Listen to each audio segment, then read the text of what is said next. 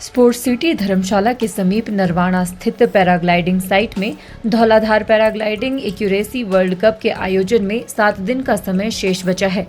16 से 20 नवंबर तक आयोजित होने वाले इवेंट के लिए अब तक 70 पायलट्स ने रजिस्ट्रेशन करवा ली है। यही नहीं, आयोजकों द्वारा नरवाना रोड के समीप ही नई लैंडिंग साइट भी विकसित की जा रही है।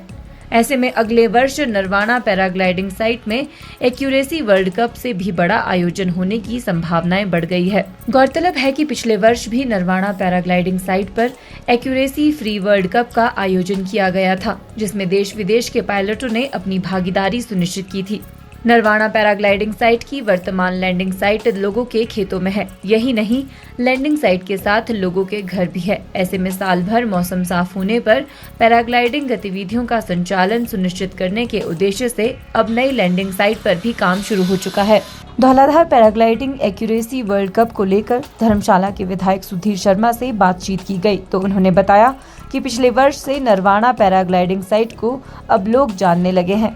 सुधीर शर्मा ने कहा कि डिप्लोमेटिक रिलेशंस के चलते जो भी फैसला इंटरनेशनल ऑर्गेनाइजेशन की ओर से लिया जाएगा वो उन्हें स्वीकार्य होगा।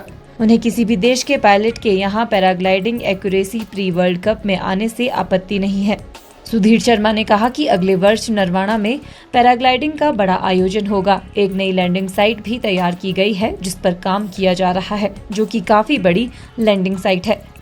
वर्तमान लैंडिंग साइट घरों के बीच और खेतों में है। उनका प्रयास है कि वे नई लैंडिंग साइट की ओर जाएं, जिससे कि साल भर पैराग्लाइडिंग जैसी साहसिक गतिविधियां चलती रहे। देखिए, नरवाना में पहली बार पिछले वर्ष जो है वो paragliding world cup pre world cup हुआ था और इस बार भी पैराग्लाइडिंग का जो है वो एक्यूरेसी प्री वर्ल्ड कप है। लगभग 70 पायलट्स ने अभी तक रजिस्टर किया है। जानकारी मुझे दी है हमारी एसोसिएशन के जो लोग हैं उन्होंने, तो उसकी तैयारियां चल रही हैं और हमारा प्रयास है कि एक बार फिर से अच्छा एक्यूरेसी प्री वर्ल्ड कप हो और पूरे विश्व के मानचित्र पर जो है वो इस साइट का भी नाम आए। और अभी पिछले वर्ष से लोग जानने लगे हैं, इस वर्ष कुछ और लोग आए हैं। ऐसे आहिस्ता आहिस्ता प्रयास है कि अंतर्राष्ट्रीय पटल पर जो है पैराग्लाइडिंग के लिए भी धर्मशाला का नाम जो है वो ऊपर निखर कर के आए। देखिए, अब ये खेल है, अगर ठीक है वहाँ पर हालात ऐसे चल रहे हैं तो वो दो देशों का आपसी मसला है और मेरा ये मानना है कि अगर खिलाड़ी आ रहे होंगे तो उसके ऊपर फिर जो हमारी इंटरनेशनल ऑर्गेनाइजेशन है ये कई बार कॉल लेती है कि किन खिलाड़ियों को हमको अलाउ करना चाहिए, किन को नहीं करना चाहिए।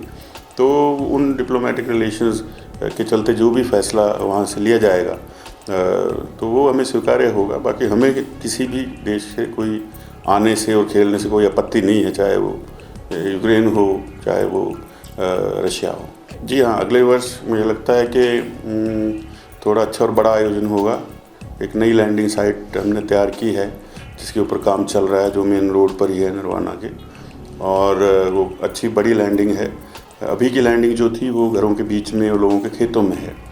तो प्रयास हमारा ये रहेगा कि जो नई लैंडिंग सेफ लैंडिंग साइट है उसकी तरफ ले जाएं, ताकि 12 महीने जो है एक्टिविटी चलती रहे जब मौसम साफ़ हो। अभी थोड़ी दिक्कत आती है क्योंकि लोगों की फसलें भी हैं और सिक्योरिटी पॉइंट ऑफ व्यू से भी अगर देखें तो वहाँ थोड़ा जो सड़क है वो भी तंग है।